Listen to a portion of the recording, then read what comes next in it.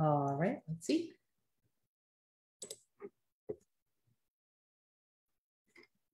All right, awesome. We are live. Hello, hello. Good afternoon. Okay, so I know I'm going live a little bit early, but Jeff just came back from the P.O. box with all of these letters. And look, they look so official, don't they? Like, look at these. They look so official. Annual minute statement. Let's see. This one says important information enclosed. Electronic service request. Oh, this one says non-government agency, but labor law posters. Oh, yes, you've all gotten those in the mail. And then certificate of status request form. Okay, these all look very, very official. And so what we're going to do is we're going to open these up, and I'm going to show you how to determine if they are real, if this is actually a government agency that's requiring you to do something, and what these are all about. Because like I'm telling, it's funny, we get this question like all the time, bookkeeper training school, like I got this letter, oh my God, like what do I have to do? Okay, so first of all, when I'm looking at these, okay, so this one says non-government agency, right? So it says it right on the envelope. And so this one also is coming from Fort Lauderdale. Okay. It's not, claiming to come from a government agency, but let's open it up. Okay. It's so funny. I feel like I'm doing like an unboxing video. Ta-da! Okay. So this one says your business is required by federal law to post a current compliant labor law poster in the workplace. Federal law requires that this poster be placed on the property of the business, whether you have 1 employee or 1,000. Okay, so first of all, most of you should be sitting there going, wait a minute. I'm a sole proprietorship. I don't have payroll, so I don't have any employees. Okay, so that's the first thing. Okay. So let's talk about this. So this is a company. So they're talking about, okay, there's the COVID safety poster. They want $94 for these posters. Okay. $94 for these posters. Okay. So do you have to have the posters? Okay. And what's the deal with this? So like there's $7,000 in fines if you don't have the poster. All right. So let me kind of explain a little bit how this works. So yes, if you have employees, you are required to post certain federal and state regulations up where employees can see them. So typically, so if you don't have employees, you don't have to worry about this. If you do have employees, you need to have these compliance posters. Now, here's the cool thing. If you go online, you can search for these, and you can get them for free, and you can print them out with your printer. Okay. Yeah. You just print these out at home. And so it actually says the posters that are included on the back. So you can actually Google all of these. So this is kind of helpful. You can actually Google all these and you can get them. And those of you that are bookkeepers, you can kind of put together a resource for your clients. This would be a great freebie with links to these. Okay, and then you have to check it every once in a while, make sure that they're still valid. But that might be kind of a cool opt-in. So yeah, so it's a non-government publisher of labor law posters, blah, blah, blah. So, okay, so this one, you need to have these posters if you have employees. If you don't have employees, you don't need them, but you don't have to buy them from this company. Okay, like I said, you can literally, you can print all these out online for free from the government agency. So basically what these companies do, just to give you a heads up, is they actually grab the posters that are free online and they reprint them bigger and sell them to you for a really high rate. Okay. It's not really a scam. but it's shady, okay? And it's not something that you need. So first one, okay, not so much. Okay, the next one, Corporations Filing Service in Tallahassee, Florida. Corporations Filing Service Compliance Division, time-sensitive business mail. Ooh, this sounds, I don't know, what do you think? Do you think this is one that is official? I mean, certainly. So I'll show you guys this one. So you're sitting there going, how did they get this information? Okay, so when you file your business, right? So we have a corporation. When you file your business, that becomes public information. And so what people do is they grab that information, they come up with these forms, and then they send these out, and they look very, very official. So this one, okay, this one looks very, very official. So it says, when you read under here, and this is why it's important to like read this stuff, but like this one looks super official. It's like fill out the shareholders, the corporate directors, the corporate officers, the contact information. And so here's the thing. This is something you actually do have to file an annual report every year with your state if you have a corporation or an LLC. But what this company does is they collect the information from you, and then they pay you a fee, or you have to pay a fee to have them file it for you online. So that's all they're going to do, is they're going to take the information that you give them, and they're going to collect a fee for that. So it says right under here, underneath like this first sentence here, okay, says Corporations Filing Service will prepare and provide for a fee corporate consent records in lieu of meeting minutes that fulfill the following requirements of Florida law. Let's see. Please complete this annual minutes statement and mail the completed form with your check in the enclosed envelope. So what they're going to do is they're going to basically create corporate consent records for you in lieu of the minutes that you need to have. Okay. Corporate minutes may also be prepared by corporate officers or other agents.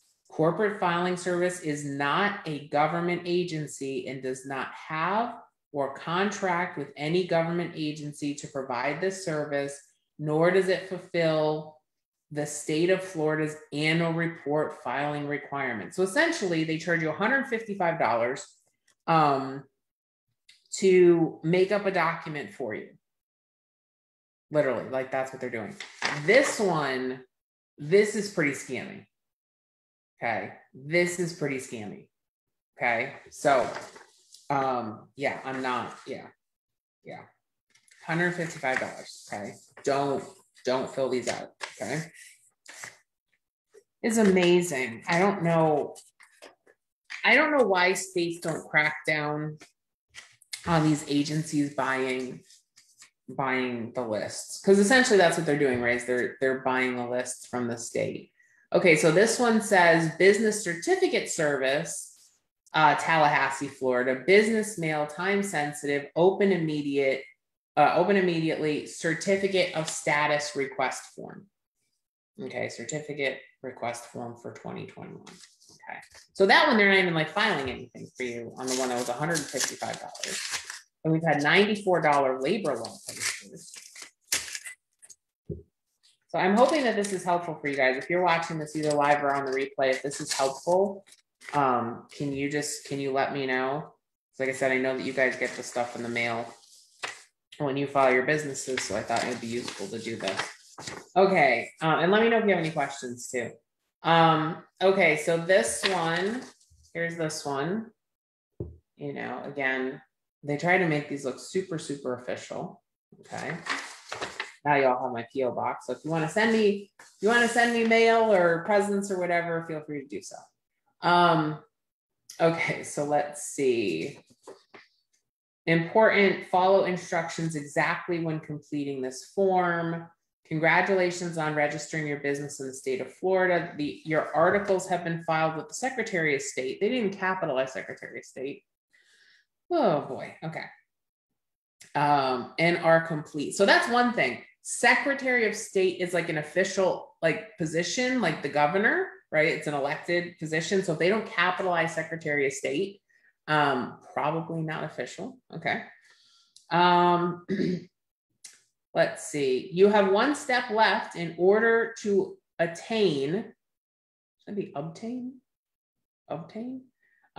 your elective Florida certificate of status. Now it says elective, right? Not need elective.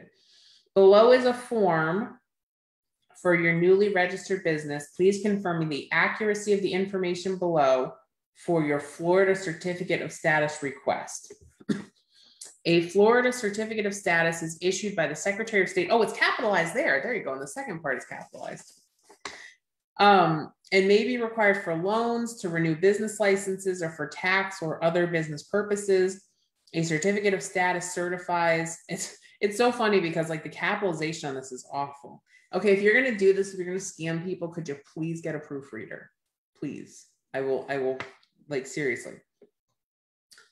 Certifies that your Florida business is in existence, is authorized to transact business in the state, and complies with all state requirements. The certificate of status shows the official evidence of the entity's existence and provides provides a statement of the entity's status, current legal name, and date of formation. Okay, so here's what I see on this one. So this one says this is not a government agency. Okay, this is not a government agency. So see that, right? Right down there. This is not a government agency. Okay. So it's always really important. Look for this is not a government agency. Okay, because they'll always say that. And so I mean, it's funny because like we got these up in Connecticut, and in Connecticut they really had to be like bold because the Secretary of State really cracked down on these there. So always look for this is not a government agency. You know, look, what I'm increasingly finding when I'm working with states is that the states are sending things electronically now because they're trying to save money. And so what's coming through, like when I set up our businesses, we didn't get anything in paper from the state of Florida. Everything was via email. So make sure when you fill these things, you know, when you form your companies that you make sure that your email is correct. Okay. Because that's how they're going to send most stuff. Now it's really funny because it says, please respond by 7/6. And I'm recording this on 7/22. So, and yeah, and I don't see a, yeah, God bless. Okay. So again, this is not a government agency. Now it's funny because so they want to charge you $67.25 to get the certificate. You can do this on the Secretary of State's website for $5. So what this company is doing is they are charging you $62.25 to request a piece of paper for you. That is $5. I mean, seriously, like, this is what these companies do. And it really annoys me because you know that they're making enough money off of this because people are just like, oh my God, this is clearly something. And we get that, like, seriously, in bookkeeper training school all the time, we have people who post stuff like this. Okay, so stuff like this and stuff like this. And the labor law thing gets a lot of people, okay, these posters. And so you guys get stuff like this all the time when you create a new business. If you're ever in doubt, that's why I love bookkeeper training school, because our members can post stuff like this and go, oh, what do I do? So this is not something that you need to do. Okay. So typically, I know they say like, oh, you need this for loans. I've never been asked for anything like this before. My clients don't get asked for stuff like this. Because typically if you're getting a loan, what the bank will do is the bank will actually check with the Secretary of State and make sure that your business is valid and that it's real, because it's all online And it's all there. It's all free. Like you can search the databases. Okay. You can do this for your state. So just kind of keep that in mind as you're, going through your business. So you don't need, so just beware, because when you set up your business, you're going to get all of this stuff in the mail. Okay. Hey, Tammy, good afternoon. And thank you, Rebecca. I appreciate that. You're going to get all this stuff in the mail. Okay. To get you to try to spend money. Okay. If you're ever not sure, okay, just ping the page. Okay. Ping my page or wherever you're watching this. But guys, don't. Okay. Don't waste your money. One of the big things I try to do in bookkeeper training school is help you guys set up your businesses, efficiently and legally. And so don't get caught up in these traps. Okay. If you have any other questions, please let me know. Happy to help however I can. I'm super excited.